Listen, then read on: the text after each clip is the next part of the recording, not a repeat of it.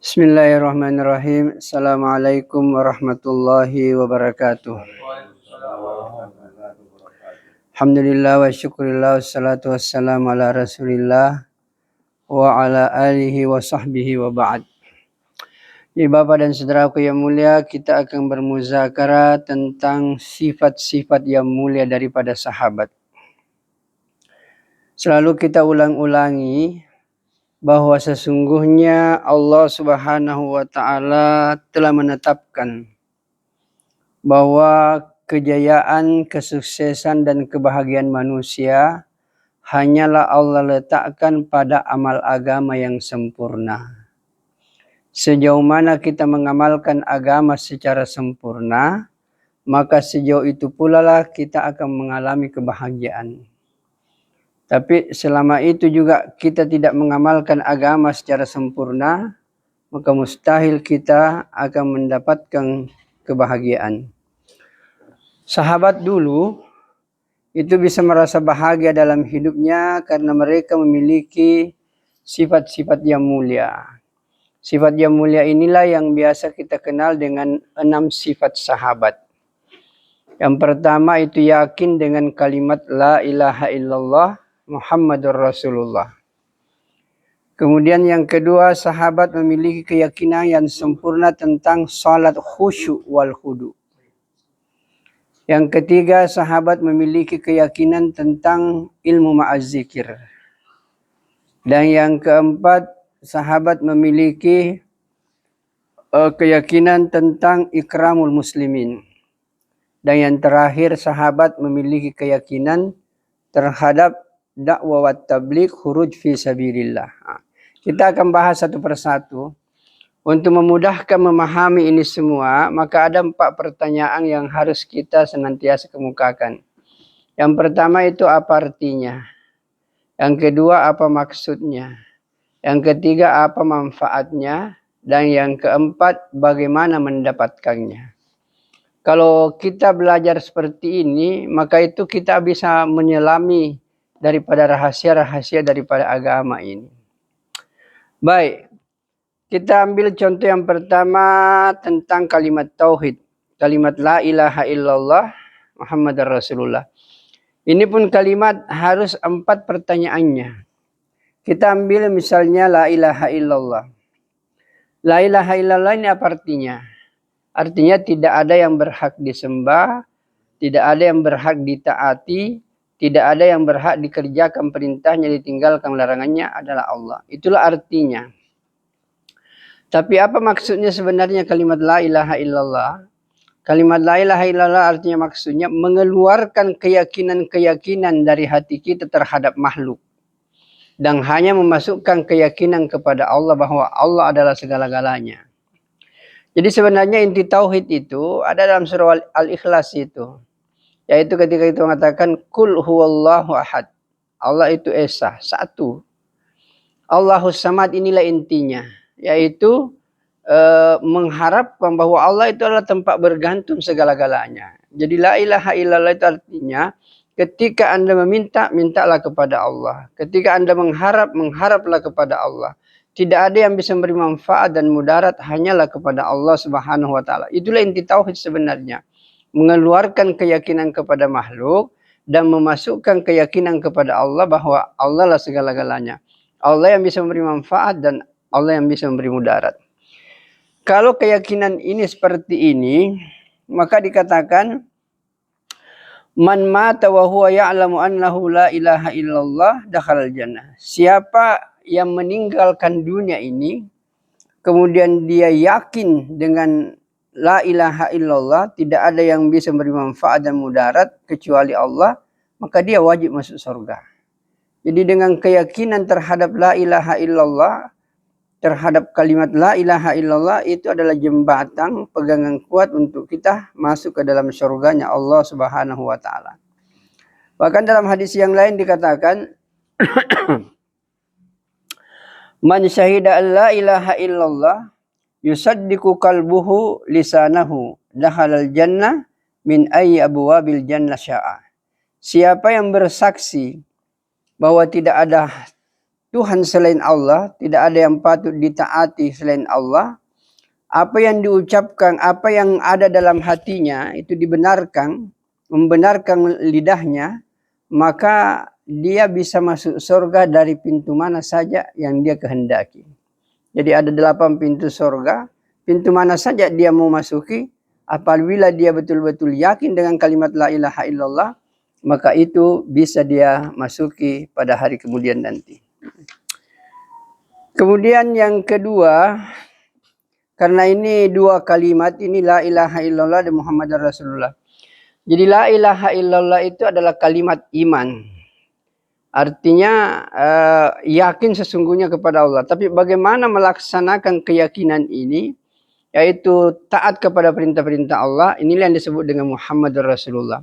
Jadi Muhammad Rasulullah itu adalah kalimat amal.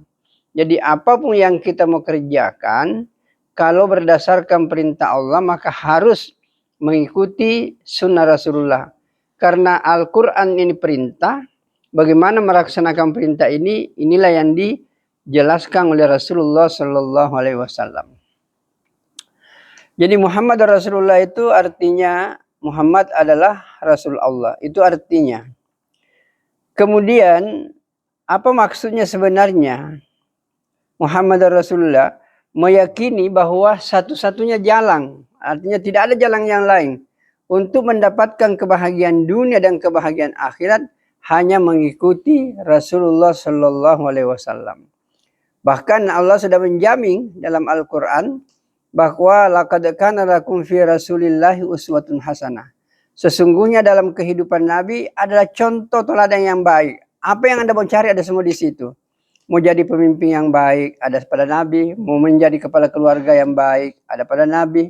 Mau menjadi pelayan masyarakat yang baik, ada sama Nabi. Pejuang yang baik, ada sama Nabi. Pokoknya apapun yang kita mau kerjakan, maka semuanya contohnya ada dalam kehidupan Rasulullah Sallallahu Alaihi Wasallam. Kemudian kalau kita perhatikan hadis-hadisnya, Rasulullah Sallallahu Alaihi Wasallam menyatakan, la yashhadu ahadun alla ilaha illallah wa anni rasulullah fayadhulan nara au tat'amuhu. Tidak akan masuk neraka seseorang yang bersaksi bahwa tiada Tuhan selain Allah dan aku adalah Rasulnya. Bahkan dalam hadis yang lain dikatakan, man tamassaka bi sunnati anda fasadi ummati falahu ajru mi'ati syahid. Allahu Akbar. Dalam hadis yang lain itu sebenarnya dikatakan, man tamassaka bi sunnati inda fasadi ummati falahu ajru syahid. Siapa yang berpegang teguh kepada sunnatku, kata Nabi, maka pahalanya itu adalah 1 mati syahid. Dalam hadis yang kita baca tadi ini dia katakan, man tamassaka bi sunnati inda fasadi ummati falahu ajru mi'ati syahid. Pahalanya adalah 100 orang mati syahid. Bayangkan kita menghidupkan sunnah, maka pahalanya paling sedikit 1 mati syahid. Dalam hadis ini dikatakan 100 mati syahid. Padahal 1 syahid saja itu adalah nyawa taruhannya. Tapi kita menghidupkan sunnah Nabi, memelihara umpamanya jenggot, kemudian menjaga salat di awal waktu, kemudian mengikuti adab-adabnya Nabi, maka cara hidup kita seperti Nabi, tidur seperti cara Nabi, masuk masjid, keluar masjid, semua ada tuntunannya dari Nabi. Kalau itu kita ikuti semuanya, maka insya Allah pahalanya itu lebih mulia daripada 100 orang mati syahid. Allahu Akbar. Cara mendapatkannya itu kita penting selalu dakwakan, ngajak orang untuk menghidupkan sunnah. Dan sunnah yang paling tinggi sebenarnya itu adalah salat berjamaah. Itulah sunnah Nabi yang paling terpelihara dari dulu sampai sekarang, yaitu yang disebut salat. Baik, kita akan masuk kepada salat khusyuk wal hudu. Salat khusyuk wal hudu itu artinya salat dengan konsentrasi batin. Jadi ketika kita salat, konsentrasi hati kita itu, batin kita itu hanya semata-mata karena Allah. Bahkan hadis yang biasa kita baca itu dikatakan, apabila engkau akan merasakan nikmatnya salat itu, maka ketika engkau salat, maka anggaplah itulah salat kamu yang terakhir. Fa idza kumta ila shalah fasalli salatan muwadda'in.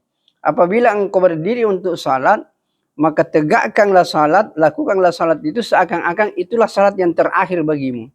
Maka pasti akan ada khusyuk dan lain sebagainya. Kalau manfaatnya salat banyak sekali, kita selalu dengarkan sungguhnya salat mencegah perbuatan keji dan munkar. Innas salata tanha 'anil fahsya'i wal munkar. Kemudian dalam ayat yang lain Allah berfirman, wasta'inu bis sabri wassalah. Mintalah pertolongan dengan salat dan sabar. Kemudian selanjutnya setelah kita memahami tentang salat, tadi sudah dibacakan banyak sekali manfaatnya salat, bahwa salat itu adalah kuncinya surga. Salat itu adalah seperti kepala di anggota tubuh.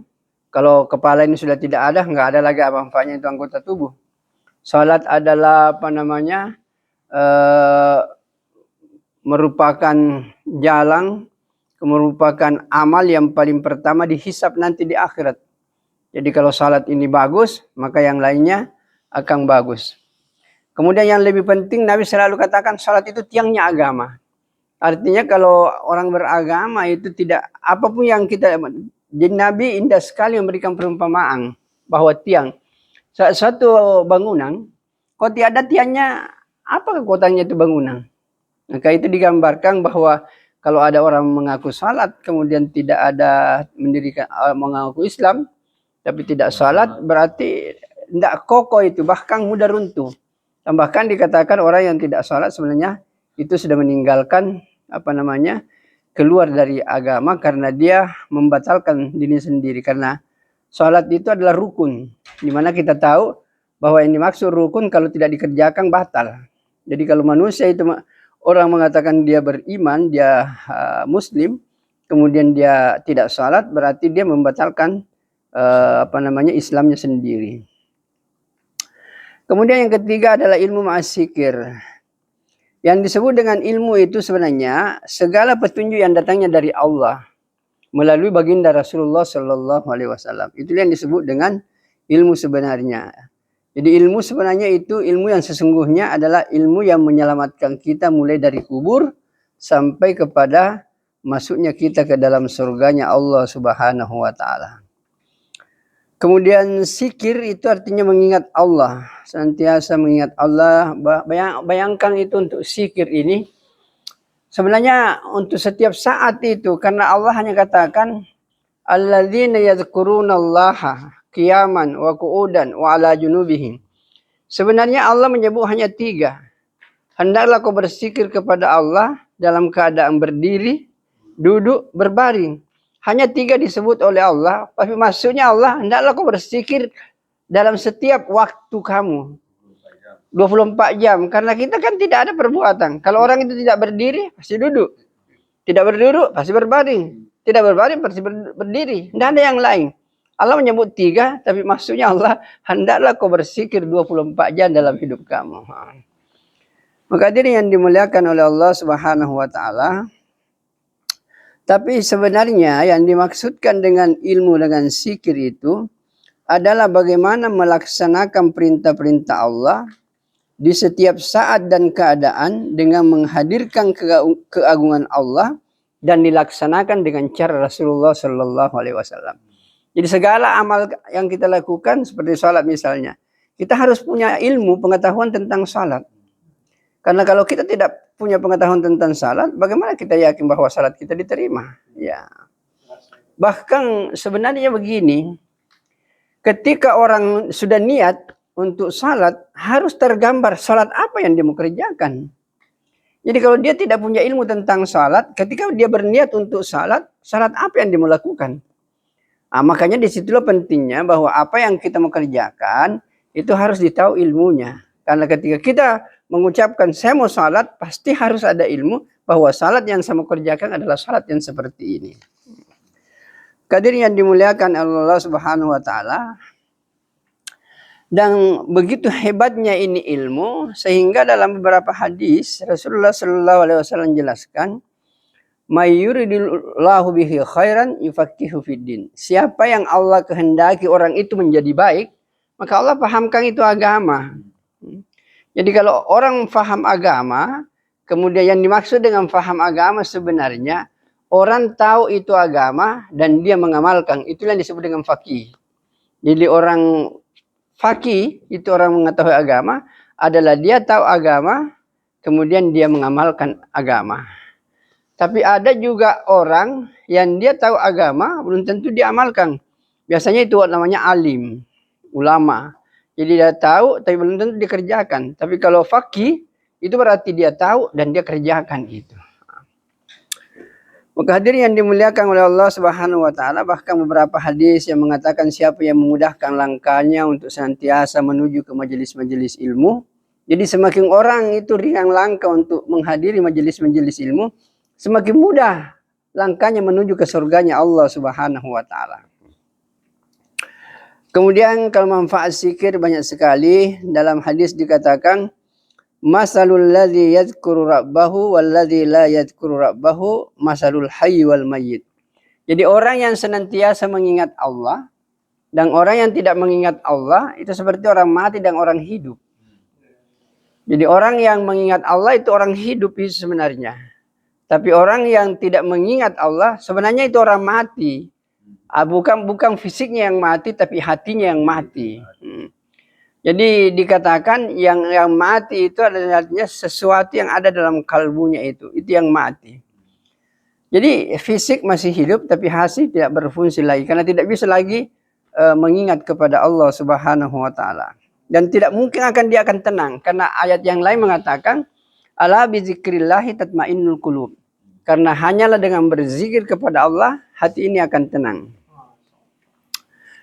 Baik, kemudian poin yang keempat yaitu ikramul muslimin. Sebenarnya inilah yang jadi masalah besar kita ini. Selalu kita mengatakan bahwa ikramul muslimin itu adalah memuliakan saudara kita. Dan sinilah yang menjadi masalah besar sekarang ini. Padahal ayatnya, hadisnya banyak menganjurkan kita untuk memuliakan sesama muslim. Bahkan Allah katakan dalam sebuah hadis dikatakan wallahu fi aunil abdi maka al abdu fi auni akhihi.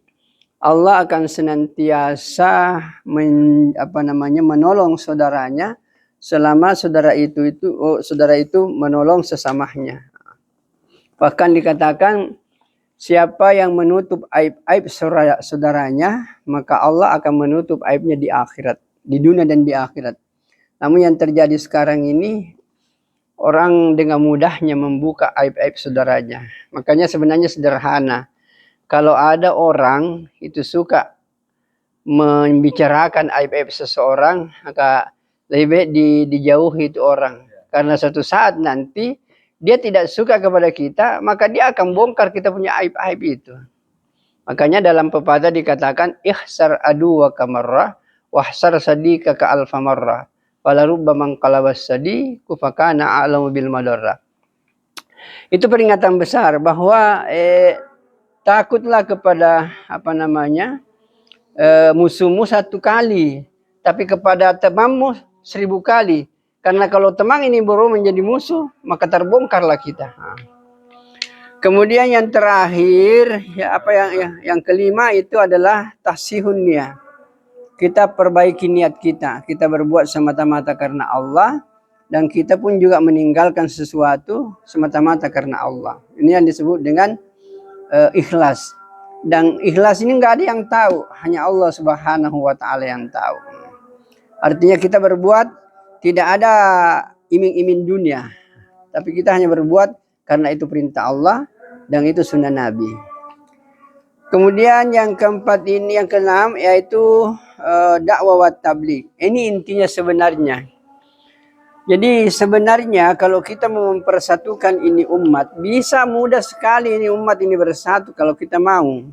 Selalu kita kasih contoh, apabila kita membicarakan latar belakang, tidak bisa kita bersatu.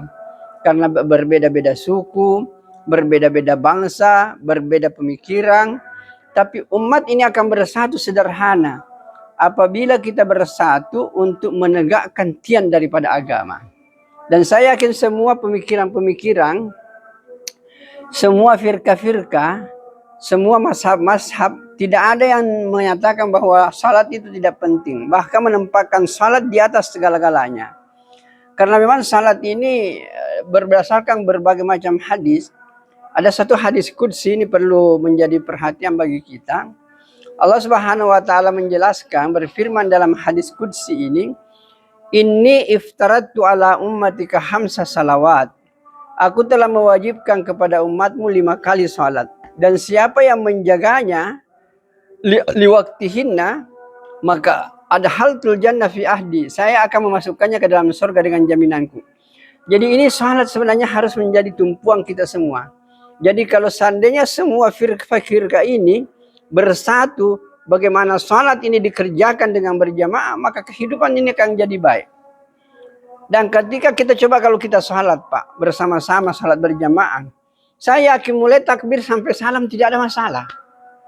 Kita mulai takbir sampai salam, itu tidak ada masalah. Saya pikir sudah selesai. Dan bahkan hadis tadi mengatakan, salat yang wajib saja kau pelihara bersama-sama. Lohor 4, asar 4, maghrib 3, isya 4, subuh 2. Kita lakukan dengan berjamaah, yang wajib-wajib saja, kita bersama di situ, maka umat ini akan luar biasa hebatnya. Hadirin yang dimuliakan oleh Allah Subhanahu wa taala. Jadi dengan memperhatikan dakwah ini, yang ini kenapa banyak orang tidak melaksanakan ini ibadah, terutama sholat, karena kita melihat saja tidak pernah menyampaikan mereka, tidak pernah menegur mereka dengan kasih sayang, mengajak mereka untuk mendirikan sholat. Karena ini sholat segala-galanya. Kalau umat ini mendirikan salat dengan sebaik-baiknya, maka kehidupan ini akan jadi baik. Insyaallah kita semua ini tidak musakarah tentang beberapa hal tadi. Pertama, kita telah melaksanakan fadilah Al-Quran, kemudian salat, zikir, tablik, kemudian kisah-kisah sahabat, kemudian kita akhiri dengan muzakarah 6 sifat. Mudah-mudahan apa yang kita pelajari hari ini itu bisa memberikan pencerahan kepada kita sehingga kita mudah mengamalkan agama. Insyaallah kita semua siap ya. Saya siap ini untuk ke negeri jauh tahun depan. Insyaallah 4 bulan kita semua siap ya. Insyaallah. Subhanakallahumma bihamdika asyhadu an la ilaha illa anta astaghfiruka wa atubu ilaik. Assalamualaikum warahmatullahi wabarakatuh.